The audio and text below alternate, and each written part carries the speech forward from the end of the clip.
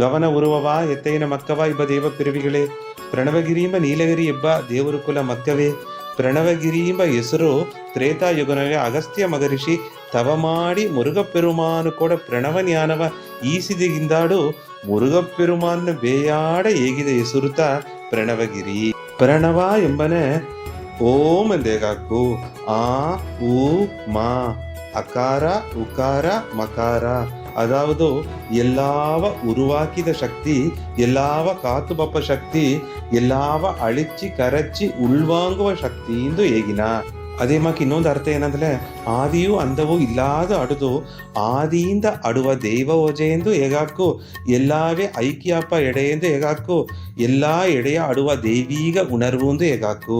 ಗಿರಿ ಎಂಬನೆ ಮಲೆ ಎಂಬುದು ಅರ್ಥ. ಅಗಸ್ತ್ಯ ಮಗರಿಷಿ ಮುರುಘಪೆರುಮಾನು ಕೂಡ ಈಸಿದ ಪ್ರಣವ ಜ್ಞಾನವ ಶಿಷ್ಯರುಗಳಿಗೆ ಹೇಗಿ ಕೊಟ್ರು, ಋಷಿ ಮುನಿವರುಗಳಿಗೆ ಉಪದೇಶ ಮಾಡಿದ್ರು.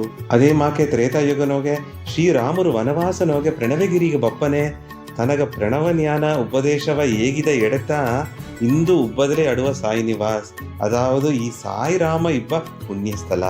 100 ಈ ಸಾಯಿನ ಗವದ ಮಾತು ನಿಂಗೆಲ್ಲಾವ ಮಾತಿರ ದೈವನಿಲೆಯ ಉಣರ್ತಿರಾಮ ನಂಬಿಕೆಯೋಡ ಇನಿಮೆ ದೋಸಿ ಜನಗಿಂದಾಡು ಈ ತುಂಬಿದ ಗವದ ಸ್ವಾಮಿ ಪ್ರಣವಗಿರಿ ಚರಿತ್ರ.